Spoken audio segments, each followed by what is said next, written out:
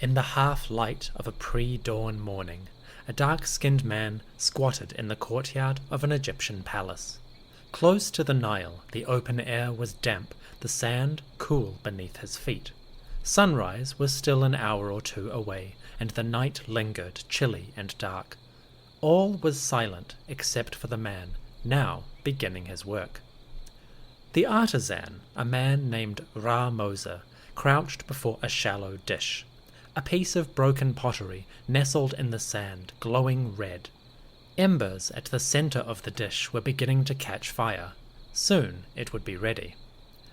Ra-Moza stoked the embers, enjoying the warmth as it caressed his skin. He was bare-chested, wearing only a kilt. His task was difficult, and Ra-Moza did not want to sully his finer clothes unnecessarily. After a while, the fire in the dish began to burn bright and hot. Now the artisan could perform his task. Gently, Ra-Moza placed a small pot into the flames. It was made of terracotta, a ceramic jug of a deep red brown, its base blackened from many fires. Within its depths the pot contained a measure of oil, possibly moringa or cedar, which Ra-Moza knew as ash or bak respectively. The oil was the highest quality, and it glimmered darkly in the growing light of dawn. Swirling the oil, Ra-Moza judged the moment when it was ready. When the oil had heated just right, Ra-Moza added a lump of fat. This was prepared earlier, a fat mixed with a variety of ingredients like honey, myrrh, incense, or fenugreek. When heated, the fat would melt, mingling with the oil, and together the ingredients would form a perfume. Working quickly, Ra-Moza mixed the oil with the fat, watching closely to make sure the mixture did not burn. When he judged it ready, Ra-Moza took the pot from the flames and poured its new contents into an open-topped vessel. This was a far nicer piece than the cooking dish, a deep blue decorated with bright yellow patterns and tapering at the top like a teardrop. Ra-Moza swirled the pot, hearing the contents mixing inside. When he judged it right, he placed a lid over the vessel, stamped out the small fire, and then left the courtyard. He was heading for the palace's inner halls. Light crept over the roofs as Ra-Moza entered the secluded rooms of the palace.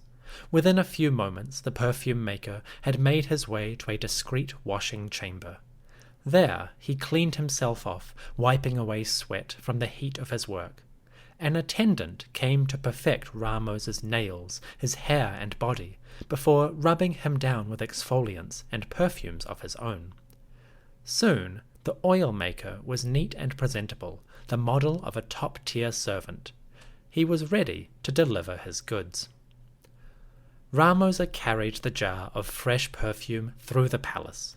He passed thresholds and gateways, admitted entrance to the secluded rooms of the royal apartments. He was entering the house of a princess. You see, Ra-Moza was the heater of oil of the house of Meritaten. He served the pharaoh's eldest daughter and prepared her perfumes. Ra-Moza entered the princess' apartments and bowed low to the lady of his house. Respectfully, carefully, he offered up the jar of fresh perfume, and as a body servant took the vessel from him, Ra-Moza offered his compliments to the daughter of the king. Meritaten herself was busy. Her personal servants, manicurists, hairdressers, and so forth were hard at work on her daily routine. It was a whole show. If the princess of Egypt acknowledged Ra-Moza, it was probably only for a moment. Then she disappeared behind the flurry of attendants. Ra-Moza observed as a servant lifted the lid from the pot, and the sweet smell of perfume filled the air. The princess sniffed, smiled, and nodded, and the servant began applying the fresh ointment to her body. At the door, Ra-Moza bowed again, said his words of parting, and left. Behind him, the room filled with the beautiful scent, and another day began in the palace.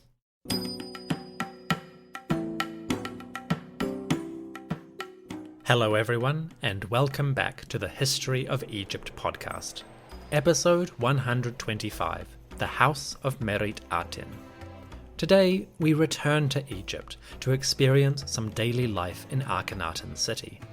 Aten, the horizon of Aten, was home to many people with many stories to tell. In this episode, we get to grips with someone quite prominent, the pharaoh's eldest daughter, Meritaten. This episode was brought to you by Elaine, George, and Rodney, who donated generously to the podcast. Folks, your support is greatly appreciated. You help keep the workflow going and keep me from being homeless. For your generosity, I thank you. And to everyone listening, thank you very much for joining me. I hope you enjoy the show. Oh, one more thing. This episode is full of art, architecture, and archaeological details.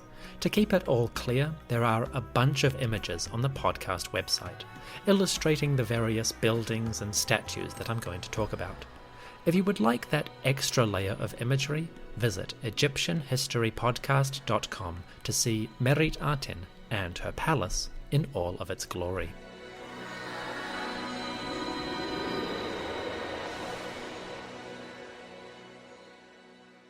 The year was approximately 1351 BCE, regnal year 12 under the king of Upper and Lower Egypt, the son of Ra, Akhenaten.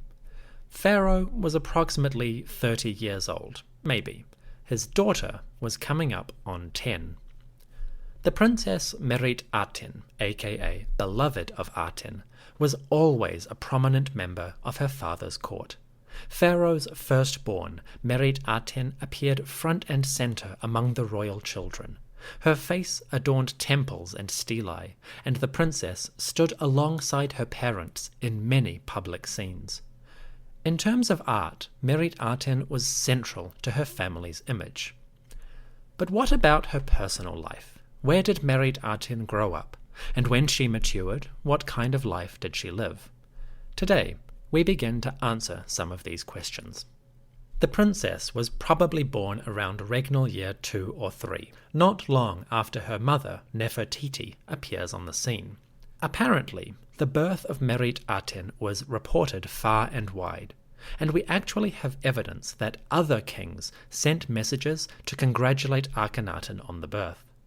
Letters recovered from El-Amarna testify to how other rulers responded to the news that the pharaoh had successfully produced a child.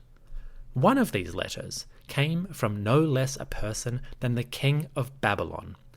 His name was Bura-Buriash, and soon after Meritaten's birth, he sent a letter. This message said, quote, "To Napkurareya, king of the land of Egypt.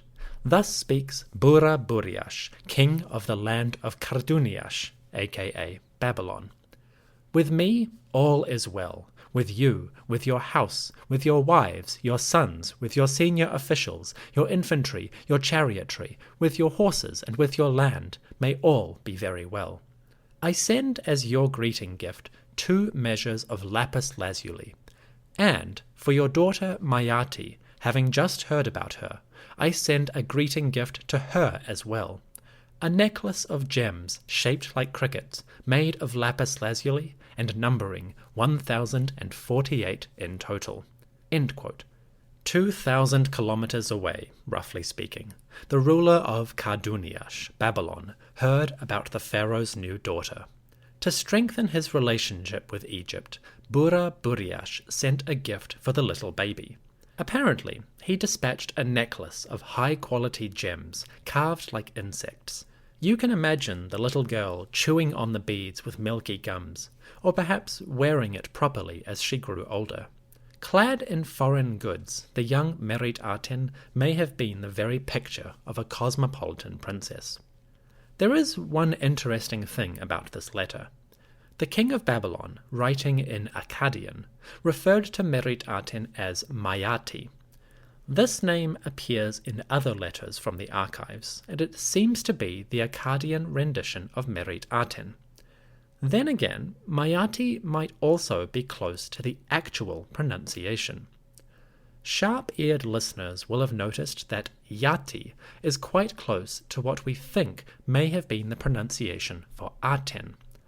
Based on studies of late Egyptian and the modern Coptic language, Scholars suggest that the pharaoh's name, El-Amarna, was probably pronounced Ak-an-Yati. Yati, in this case, would be the sun god. Adapting that to the name Meritaten, we may have a pronunciation closer to Meriyati or simply Mayati. At the time that Akhenaten ruled, the Egyptian spoken language was showing a distinct shift in the pronunciation of certain sounds. The R sound was moving closer to an A or an I, and the T, as in merit, was beginning to drop off from certain words. With that in mind, it is quite possible that Mayati is not that different from the actual pronunciation. We call her Meritaten because that is how it is spelled in hieroglyphics, but the spoken language was shifting slowly, and it's possible the princess would have responded more easily to a name like Mayati. It's an interesting situation, and an example of how the formal public language of the pharaohs differed in some respects from how they actually spoke.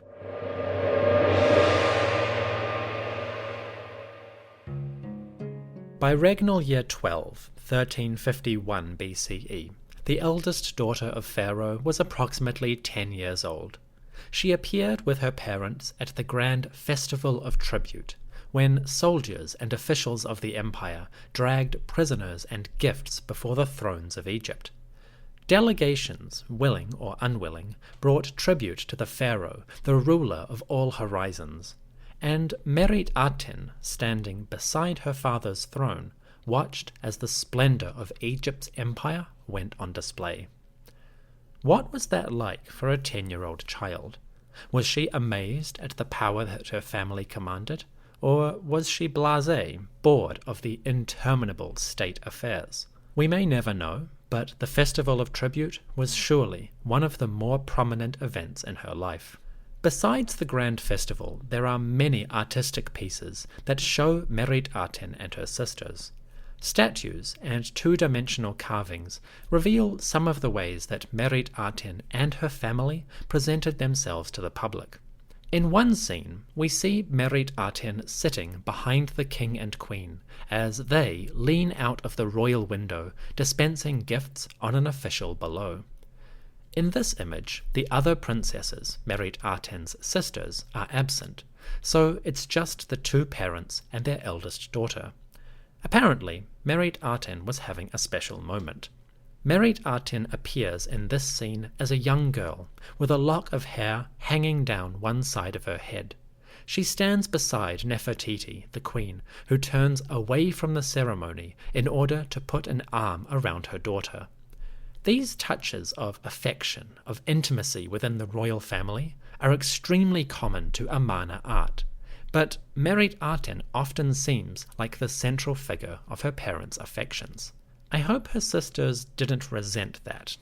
Anyway, besides the formal public scenes, we also have more informal pictures as well. A stone block, now in the Cairo Museum, shows an anonymous princess sitting on a cushion eating a roast bird. The child has a lock of long hair, which we often see on the royal daughters, and she sits with her legs tucked together to one side. In her right hand, this princess holds a bird up to her lips. The other reaches out to pluck fruit from a small table beside her. It's an image of comfort and luxury, and it is quite a lovely piece, especially because it is incomplete. The stone carving is either a practice sketch or an unfinished piece of work. We can tell this because the princess's body is carved, but her arms and hair are not. In some parts, lines of black ink show where the sculptor intended to chisel, but never got around to doing the carving. Perhaps the carver gave up and moved on to a different piece, or perhaps this was a test, a practice for a more elaborate scene. Either way, it's great. I like this image so much that I've used it for the episode logo. You can see a high-resolution version on the podcast website. Meritaten is extremely prominent in the two-dimensional art, but a bit less so in sculpture. We have plenty of statues relating to the Amarna princesses, but unfortunately, most of them lack texts or identification marks. so it can be hard to figure out who a particular statue depicts. If the head shows a princess, which princess is it?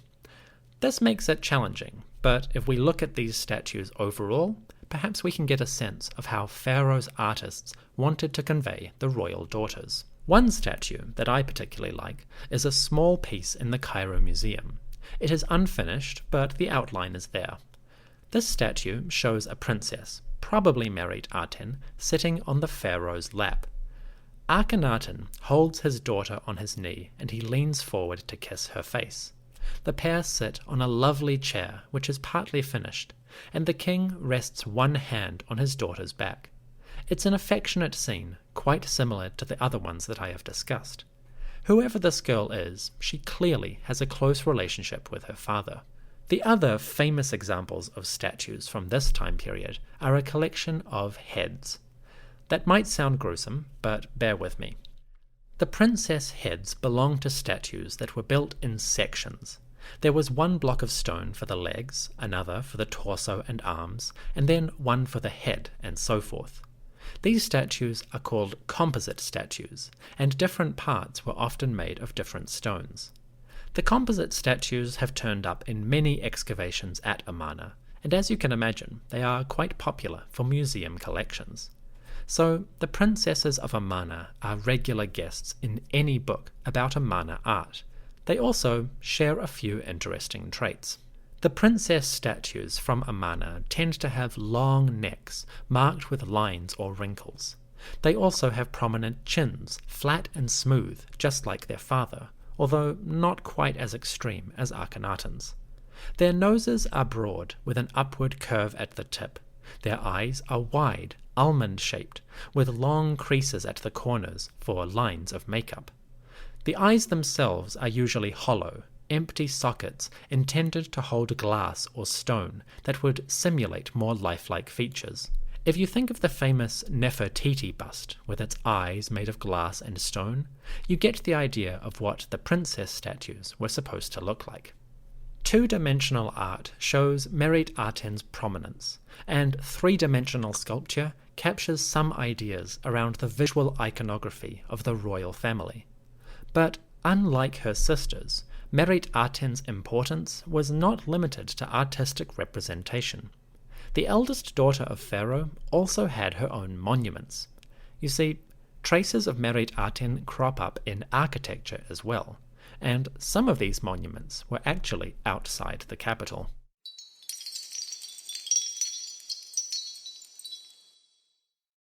If you go to the University of Pennsylvania Museum, you will find a tall block of stone dating to the reign of Akhenaten. The block is decorated with several scenes, most of which show variations on the same theme. Akhenaten and Meritaten make offerings to the sun god. The pharaoh is front and center, as usual, and Meritaten stands behind him. The princess usually holds a sistrum, the sesheshet rattle generally associated with Hathor, and the king holds up a variety of objects, including incense burners and symbolic cartouches with the names of the Aten inside. Above the pair, the sun god shines down, receiving the gifts of the living. It's a relatively simple set of decorations, nothing too complicated, but it is pretty, and you can see a reconstruction on the podcast website. This block seems to belong to a small shrine, one that was devoted to Meritaten and located in the city of Heliopolis. We know almost nothing about this temple, other than the fact that it was called, quote, the sunshade of the king's daughter of his body, Meritaten, in the house of Wa-en-Ra, end quote. The house of Wa-en-Ra refers to Akhenaten, since the second part of his name was Wa-en-Ra, Ra's one and only. The shrine itself, though, seems to belong to Meritaten, and it's possible that there was a large temple at the city of Heliopolis which Akhenaten built. Unfortunately, this is mostly hypothetical because Heliopolis is almost totally destroyed. So we can't say much more, but it's an interesting idea. At Amarna, there are two monuments associated with the princess. In the southern part of the city, an open-air temple called the Maru-Aten provided a sort of pleasure resort devoted to the sun god. Artistic scenes and inscriptions from the Maru-Aten suggest that Meritaten became its owner later in her life. It wasn't built for her exactly. Meritaten replaced an earlier woman, but that is a story for another day. The other monument that is significant for her is a palace. 2.5 kilometers north of the central city, a magnificent structure marks the elaborate home of Meritaten. It's called the North Palace, and like the Maru-Aten to the south, it belonged to Meritaten during her teenage years. Meritaten's palace, her house and home, is a massive building. It covers about 17,000 square meters, and it featured courtyards, shrines, gardens, and leisure areas. There were kitchens, workshops, and administrative areas. There was a throne room, a hidden pool, and possibly a menagerie of animals. By any standard, the North Palace was grand, a beautiful combination of architecture, domestic planning, and art. Originally, I wanted to do a full-scale tour of the North Palace and the Maru-Aten, but it wasn't flowing in the structure of this episode. So I've bundled those descriptions into episode 125B, which will release very soon. If you are interested in learning more about those monuments, keep an ear out for guided tours of the princess's great residence. For now, it's time to bring this little episode to a close.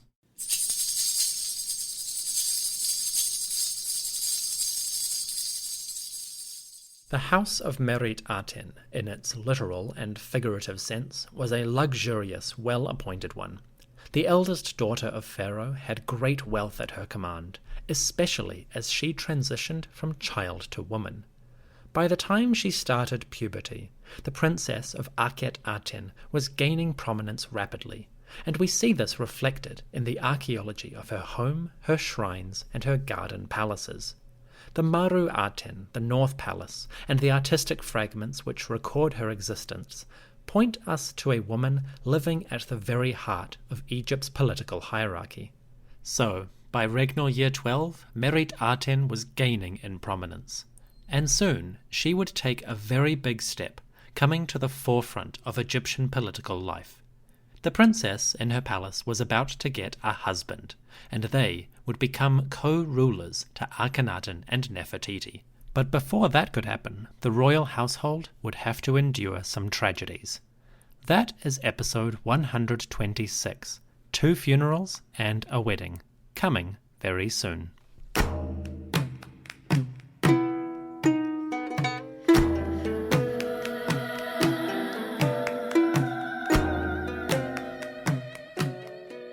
Thank you for listening to the History of Egypt podcast.